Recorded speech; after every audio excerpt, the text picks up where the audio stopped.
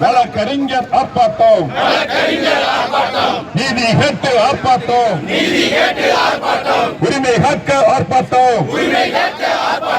தமிழக அரசை காவல்துறையே, தமிழக அரசை காவல்துறையே திருப்ப பெரு பேரூராட்சி தலைவர் என்ற முறையிலும் வழக்கறிஞர் என்ற முறையிலும் என்ன நடக்கிறது என்பதை விசாரிக்கத்தான் செய்கிறார். அந்த அவர் 108 ஏற்றின பிறகு போறாரு. நீங்க மாவட்ட காவல் கண்காணிப்பாளர் அவர்கள் தயவு செய்து அந்த வீடியோவை போட்டு பார்க்க வேண்டும். இல்லை என்று சொன்னால் நீங்கள் உங்களுடைய எஸ்பிசிஐடி பிரான்ஸ் மோசம் போய்விட்டது, உங்களுக்கு சரியாக வேலை செய்யவில்லை, உண்மையான தகவலை கொடுக்கவில்லை, அங்கே கையூட்டு நடத்திருக்கிறது என்றுதான் பொருள். 108 ஆம்புலன்ஸில் வழக்கறிஞர் செல்வமனோகரன் சென்ற பிறகு விசாரிக்க சென்று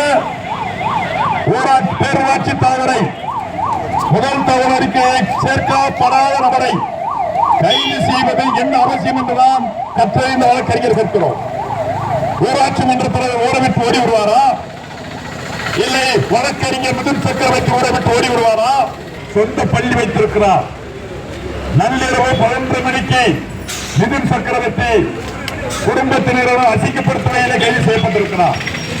செல்வமனோகர் மருத்துவமனையில சிகிச்சை பெற்ற போது உங்களை எஸ்பி அழைத்து வருகிறார்கள் என்று சொல்லி ஏமாற்றப்பட்டு ஆட்டோவை அடித்து மிரட்டி ஏற்றப்பட்டிருக்கிறார். இது வழக்கறிஞருக்கு ஏற்பட்ட கொடுமை, சாமானிய மக்களுக்கு எந்த கொடுமை வரும் என்று நாம் கேள்வி இருக்கிறோம். எனவே மாவட்ட காவல்துறை பிசி வெட்டி காவல்துறை ஆய்வாளர் உடமையாக இருக்கிறார்.